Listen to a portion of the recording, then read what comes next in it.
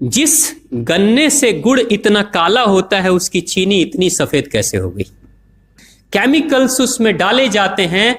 और मैं एक चीनी मिल के अधिकारी जो मैनेजर है, मैं उनकी बात आपको बता रहा हूं। उन्होंने कहा कि मुझे लगभग 12 साल हो गए चीनी मिल में काम करते हुए, और जब से मैंने काम करना शुरू कर दिया चीनी मिल में, तभी से मैंने घर में चीनी लाना ही बंद कर दिया। मैं तब से अपने बच्चों को चीनी खिलाता ही नहीं हूं, जबकि नौकरी से सैलरी वहीं से मिलती है, मगर चीनी नहीं। मैंने कहा कि आखिर कौन सी घटना घटी जिसके कारण से आपने ऐसा किया। तो उन्होंने बताया एक छोटी सी घटना कि चीनी मिल में जो ये पानी निकलता है ना, चीनी के बनने के बाद उस प्रोसेसिंग में जो पानी निकलता है, उस पानी में वो सारा केमिकल भी मिक्स रहता है, और उस पानी को चीनी मिल वाले लोग अक्सर एक टंकी में जमा करके रखते हैं। ये सभी चीनी मिल वालों के पास में होता है, आप भी कभी जाएंगे तो आपको भी पता चलेगा। वो टंकी में वो पानी रखा जाता है, लेकिन रोज रोज प्रोसेसिंग हो रहा है, रोज चीनी बन रही है, रोज बहुत सारा पानी आ रहा है, तो आखिर कब तक एक टंकी की क्षमता है ना, कितने दिनों तक वो टंकी खाली रहेगी। भर जाती है, भरेगी तो फिर क्या करेंगे, खाली करना है। तो क्या किया था चीनी मिल के लोगों ने, सोचा कि छोड़ो ना, अब कहां जाएंगे उसको फेंकने के लिए कहीं दूर, क्योंकि अब उतनी बड़ी टंकी जिसमें हजारों गैलन पानी है, उसके लिए ट्रांसपोर्ट में कितना खर्च आएगा, तो बेहतर होगा रात के अंधेरे में कहीं खेत में डाल देते हैं। क्योंकि जनरली फैक्ट्रियां तो होती हैं ऐसे ही बिराने में, तो कहीं डाल देते किसी खेत में, क्या पता चलेगा पानी है कि चीनी मिल का पानी है क्या है। तो ये सोचकर मैनेजमेंट वाले लोगों ने रात में ही उस पानी को खेतों में छुड़वा दिया, और नतीजा ये हुआ कि उस खेत की सारी फसल जल गई, मिट्टी बंजर हो गई। और जब किसान पता करने लगा कि आखिर क्या हुआ मेरे खेत में, जब चेकअप कराया वो मिट्टी का, तो पता चला कि इसमें तो चीनी मिल का जो वेस्ट मटेरियल है वो डाला गया है।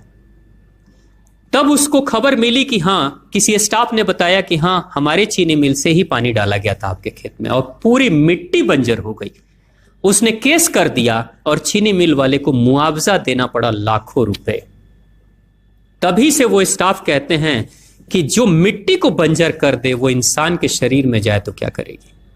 उसी के बाद से मैंने अपने घर में चीनी लाना बंद कर दिया। और सच्चाई है, लगभग अगर आप देखेंगे तो अंग्रेजों के आने के समय अंग्रेज पहला चीनी मिल इन्होंने भारत में ही लगाया था। पहला चीनी मिल भारत में ही अंग्रेजों का लगा, और अंग्रेजों ने चीनी की शुरुआत की। भारत के लोग गुड़ खाते थे, चीनी नहीं खाते थे, उन्होंने बहिष्कार किया, बिल्कुल नहीं। लेकिन चीनी और चाय पत्ती दोनों के लिए लोगों को तैयार किया गया था। चाय पिला पिलाकर फ्री में, चीनी के लिए तैयार किया गया और चाय के लिए भी तैयार किया गया। अंग्रेज ने जब से यह शुरू किया है, और पिछले 50 वर्षों से हमारे समाज में चीनी खाने का प्रचलन बहुत तेजी से बढ़ा है, और उसी समय से भारत के लोगों के बच्चों के शरीर में कैल्शियम की कमी होनी शुरू हो गई है।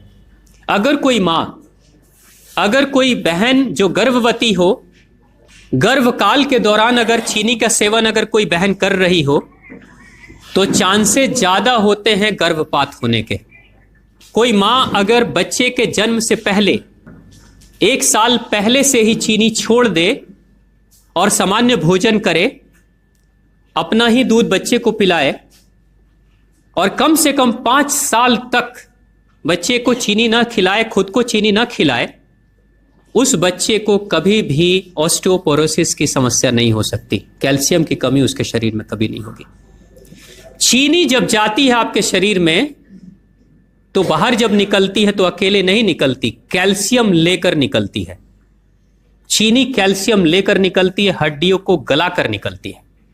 और जिसके शरीर में कैल्शियम की कमी हो जाती है, उसके शरीर में मैग्नीशियम, पोटेशियम, आयरन सबकी कमी हो जाती है। कैल्शियम वो तत्व है कि जिसके शरीर में कम हो जाए, सारे तत्व कम हो जाएंगे। और कैल्शियम की कीमत पे चीनी हम खाते हैं।